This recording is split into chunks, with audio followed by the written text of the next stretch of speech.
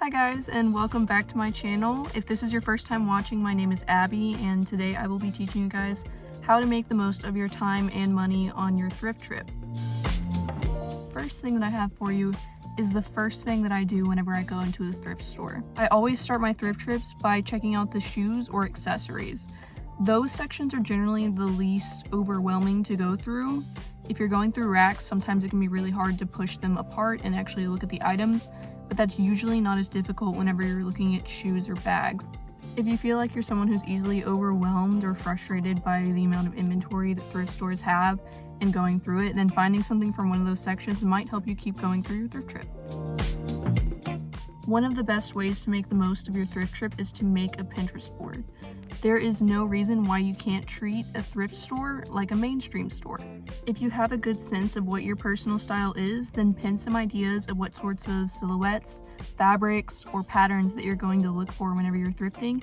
And if you need specific items, you can have an agenda of what you need whenever you're thrifting. It doesn't have to be just browsing through the aisles hoping you find something. Another great thing you can do if you have the time is to skim every section. Just recently, whenever I went thrifting, I found a pair of overall shorts, kinda. It's supposed to look like a skirt, but it has a pair of shorts built into it, and that was in the camisole section where all the tank tops are. The employees at thrift stores do their best to organize the store, but people always put things back in the wrong section, just like they will at any other store, so it's always worth looking. There are two clothing sections in particular that you shouldn't immediately overlook. The first would be the pajama sections, where you can sometimes find little camisoles that are made of silk, slip dresses, corsets, or just pajama tops or bottoms that would work as regular clothing. I feel like most people have already caught on to the pajama section being a good place to check for clothing, but another area that I like to look at is the kids section. I found a lot of little boy or little girl t-shirts that are in like a children's large that fit really well as baby tees. These are a few t-shirts that I found at my most recent thrift trip in the children's section.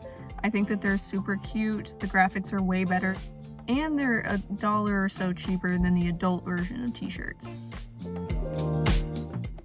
A good pair of pants is the most difficult thing to find while you're thrifting. There are a couple things that you can do to check on sizing without having to try on every single option.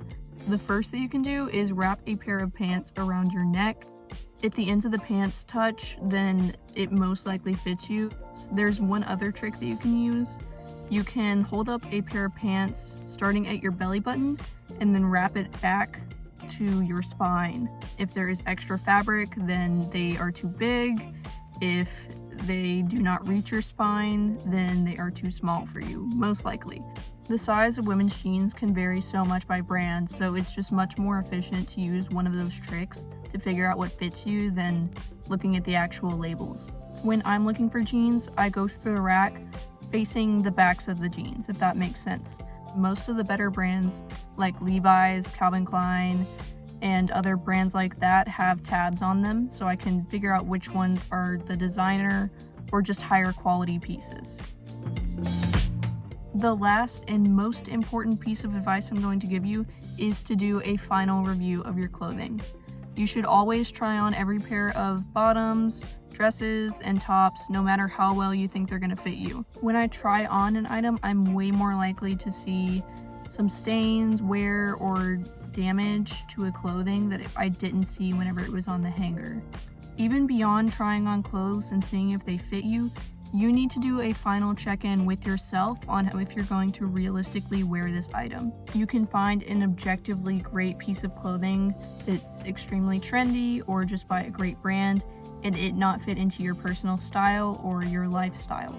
So make sure that you're buying things for the right reasons. For those of you who have some sewing skills, make sure that you're actually going to alter the clothing that you're buying, because it would be perfect if you hemmed it or took it in a bit or changed out the buttons. Hold yourself accountable and make sure you're actually going to do those things, and be honest about whether you've been altering clothes that you bought in the past for that same reason. I myself have a bit of skill in altering clothing and sewing, but I often don't follow through with my thrift flips. Hopefully I'll do a video and get some of that off of my plate, but that's a trap that I often fall into.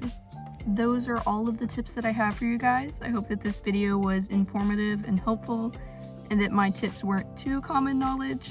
If you have any information or help that you'd want to leave for me or for anyone else in the comments, feel free to share your tips. If you've made it this far in the video, then thank you so much for watching, and I will see you guys next time.